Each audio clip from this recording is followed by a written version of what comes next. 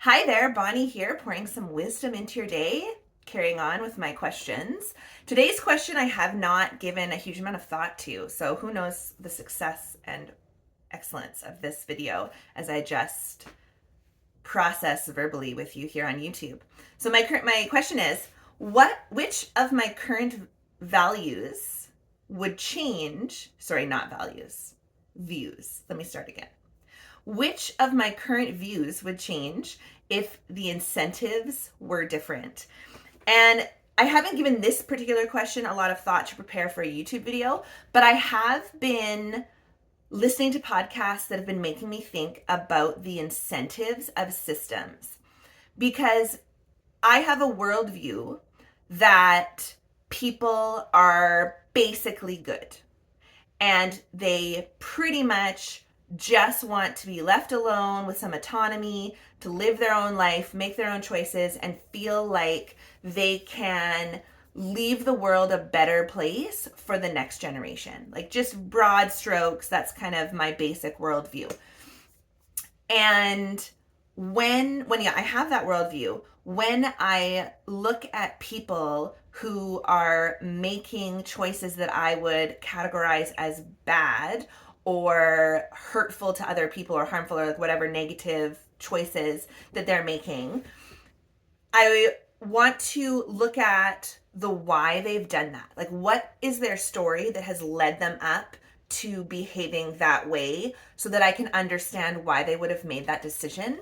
And a lot of that has to do with the incentives that are set up within the system. So the first one that comes to mind is, and I think this is true everywhere in the States, but I'm also Canadian, so who knows.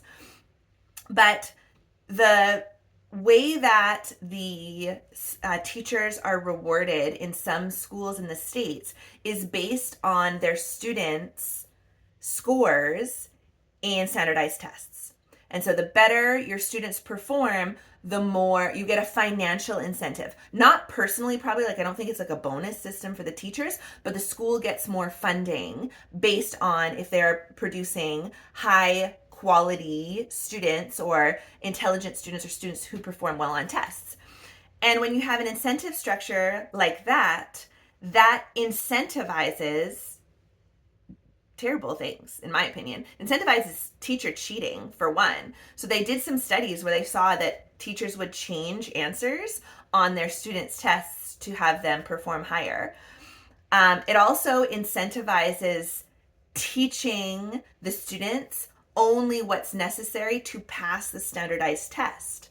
So you get students who do rote memorization and like know how to, answer these questions on this particular test really well, but don't have critical thinking skills and can't do basic arithmetic. And well, no, they can probably do basic arithmetic, but like they don't understand like the financial systems and stuff like that. So that is an incentive that I can appreciate where it came from, especially with my worldview of, you know what, we're trying to make things better. We want to reward high performers so that people are pushing for excellence. And that particular system of rewarding it just crumbled. Because another thing too is people in general tend to take the easiest way forward to get to whatever outcome they desire.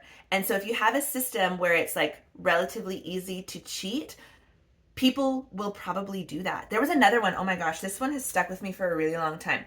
I heard about a psychology study that what they were doing was they were studying overfishing or incentives or something like that. And so they had a little game, computer game. And you were incentivized within the game, winning points or money or whatever it was, with the amount of fish that you would fish out of the ocean. And without fail, everyone overfished to population collapse of the fish. They couldn't sustain the model to keep playing the game. They had to maximize the amount of money they could get and ended up losing the population of fish. And I thought, yeah, that's an incentive system that doesn't work. That's game A as opposed to game B, if you know that reference. So back to my question, what would my current views change if the incentives were different? One of them is probably working hard. I grew up in the system.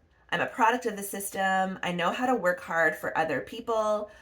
I'm working on valuing my time, but like it's hard. I have a weird relationship with what I think of as working hard, and certainly when I'm not satisfied at something. So I have a history to of if I don't feel appreciated and ability to learn and grow and some other things that I really want for fulfillment, I start to just do the letter of the job. And my work ethic hits sort of my own personal minimum standards of what I will do, like the basics of my job and my job description, but I'm not showing up early and I'm not staying late. I'm not doing extra. I'm not going above and beyond, et cetera, et cetera. So something in there seems like it answers the question. I obviously need to ponder this one a little bit more. It's hard to know because I think it takes quite sophisticated thinking to even identify what the incentives are in your own life. Like you might not know, especially if the incentives aren't, I work for an hour and I get X number of dollars for that hour. Like that's a pretty easy one to look at. But if the incentives, you're being rewarded emotionally or something that's not quite as tangible, that it would be hard. This is a hard question. So that's my answer for today. I think I've got 4 more questions and I might only answer 2 of them because 2 of them are kind of like go into your life and think about these for the future. So we'll see what happens. But anyway, and then we'll go on to another series on my YouTube. Okay, take care and have a magical day.